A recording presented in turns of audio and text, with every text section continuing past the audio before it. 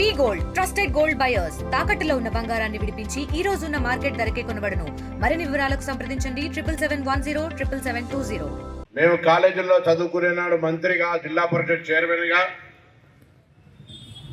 నాయకుడిగా రాజేశం గౌడ్ గారు మాజీ జడ్పీ చైర్మన్, మాజీ మంత్రి.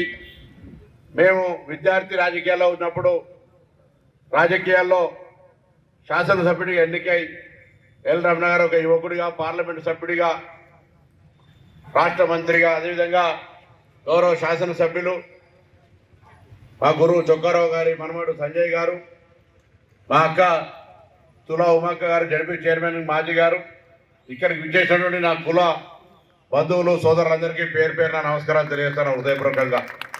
ఈరోజు సర్దార్ సర్వాయి పాపన్న గారి విగ్రహాన్ని సర్వాయి పాపన్న జంక్షన్లో ఆవిష్కరించుకున్న సందర్భంగా మీరు అధికారికంగా మున్సిపాలిటీకి లేఖ రాసిన, బోర్డు పెట్టి వీళ్ళందరికీ విజ్ఞప్తి చేసి సర్వాయి పాపన్న జంక్షన్ అంటే పేరు నాతో ఆటోమేటిక్గా సర్వాయి పాపన్న జంక్షన్ అయిపోతుంది.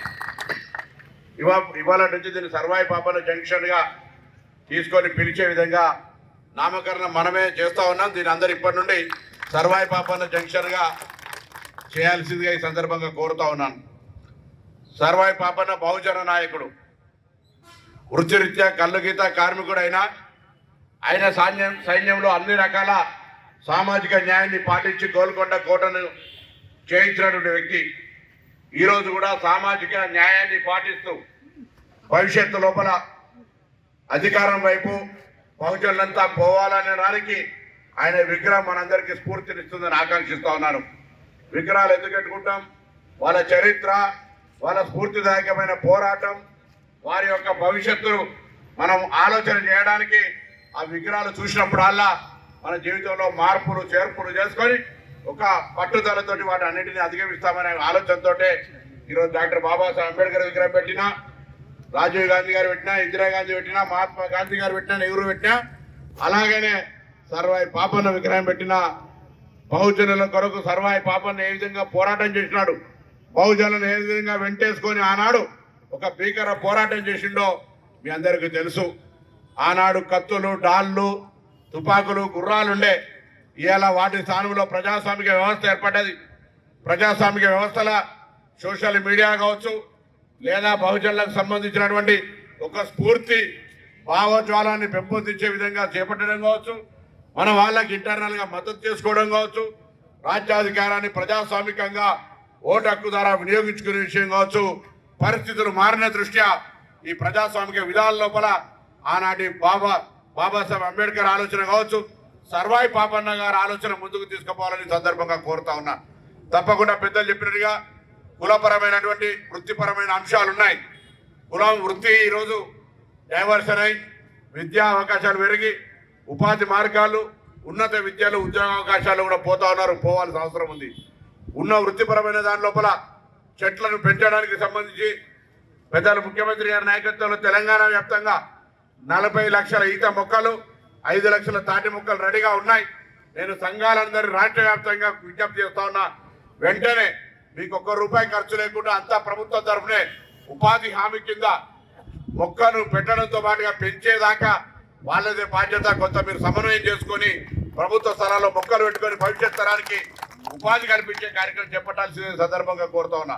అటు రాజకీయాల్లో, ఇటు ఉపాధి పరంగా, అంతేవిధంగా మిమ్మల్ని అందరూ ఒక పూట తిన్నా తిరగకపోయినా ఈరోజు మన సర్వే జరిగింది. కుల సర్వే జరిగినప్పుడు దాని లోపల ఎక్స్పర్ట్ కమిటీ నివేదిస్తే ముఖ్యంగా విద్య లేకపోవడమే పేదరికానికి కారణం. విద్య లేకపోవడమే పోటీ ప్రపంచంలో మనం తట్టుకోలేకపోవడం. కాబట్టి మీరు మీ పిల్లల్ని గట్టిగా చదివించుకొని ఉన్నత స్థానాలు తీసుకుపోయే ప్రయత్నం చేయాలని ఈ సందర్భంగా కోరుతూ, మరొకసారి సర్దార్ సర్వాయి పాపన్నకు సంబంధించినటువంటి ఆలోచన విధానంతో కొనసాగే మనం ఇక్కడ గౌడ హాస్టల్కి సంబంధించిన స్థలాన్ని గౌరవ శాసనసభ్యుని, అదేవిధంగా జిల్లా కలెక్టర్ గారిని కూడా కోరుతాం. దాంతోపాటుగా నిధులు కేటాయించడానికి మరి గౌరవ శాసనసభ్యుల్ని, శాసన మండలి సభ్యుల్ని, పార్లమెంట్ సభ్యుల్ని, ప్రభుత్వాన్ని కూడా కోరి దానికి సంబంధించి నిధులు కేటాయించే విధంగా చర్యలు తీసుకుంటామనే మాట కూడా ఈ సందర్భంగా మనం చేస్తూ, కొంత పని ఒత్తిడి వల్ల పూర్తి సమయాన్ని కేటాయించలేకపోయినా ప్రత్యేకించి కార్యక్రమానికి వచ్చినాం.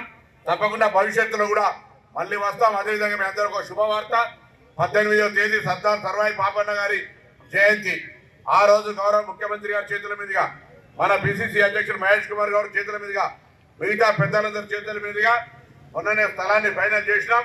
18 నాడు అక్కడ సర్వాయి పాపన విగ్రహానికి ఫౌండేషన్ వేస్తున్నామనే శుభవార్త కూడా మీ ద్వారా తెలియజేస్తూ 1 సంవత్సరం అద్భుతంగా అక్కడ విగ్రహాన్ని ఏర్పాటు చేసుకొని మనకు సంబంధించినటువంటి అన్ని రకాల ఒక స్ఫూర్తిదాయకమైనటువంటి విధంగా ప్రజలకు భవిష్యత్ తరానికి తెలిసే విధంగా కార్యాచరణ తీసుకుంటున్నాం అనేటువంటి మాట కూడా ఈ సందర్భంగా మీ అందరికీ మరొక్కసారి ఈ యొక్క సర్దార్ సర్వాయి పాపన జంక్షన్ నుంచి మీ అందరికీ నా శుభాకాంక్షలు, విగ్రహ ఆవిష్కరణ అభినందనలు.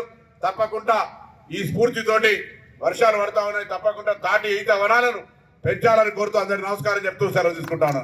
తెలుగులో ఫాస్టెస్ట్ న్యూస్ ఇప్పుడు కొత్త అవతారంలో 5 సెకండ్లోనే పూర్తి వార్తా సమాచారం మీ చేతిలో. సోషల్ మీడియా ట్రెండ్స్ మీ కళ్ళ ముందుకే live TV and voice search ఆప్షన్స్తో ఇప్పుడే డౌన్లోడ్ చేయండి. యాప్ లింక్ డిస్క్రిప్షన్లో ఉంది.